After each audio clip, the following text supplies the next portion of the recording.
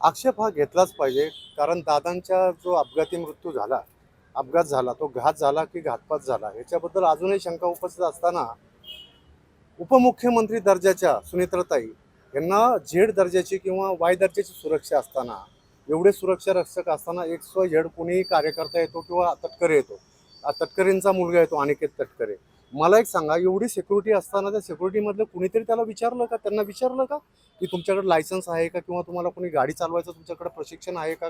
घातपात झाला असं त्याला जबाबदार कोण? जवळपास 40 ते SPG कमांडो त्यांच्याबरोबर सिक्युरिटीला हवेत, ते कुठे गेले होते? कुणीच त्याला कसं काय नाही विचारलं? हेच एकदम चुकीचं आहे.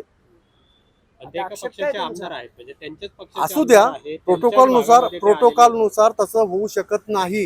एवढे SPG कमांडो कुणीतरी त्यांना जाब विचारला पाहिजे ना, तुम्ही कशी काय गाडी ड्राईव्ह करता? सरकारी कर्मचाऱ्याला बाहेर काढणं, स्वतः बसणं, एखाद्या आमदारांनी बसणं, हे काय प्रोटोकॉलमध्ये बसतं का? आणि अनेक लोकप्रतिनिधी असतात, आपण पाहतो की मुख्यमंत्री सुद्धा उपमुख्यमंत्री बसलेले असतात, ते ड्राईव्ह करतात. हो, मला हे सगळं मान्य आहे, पण ह्या घटनेचं गांभीर्य घेतलं पाहिजे ना पोलीस प्रशासनाने. कुणी पण येणार, उपमुख्यमंत्री दर्जाच्या सुनेत्राताईंना बाहेर काढणार आणि स्वतः ड्राईव्ह करणार, त्यांना कुणी कसं नाही प्रतिबंध केला?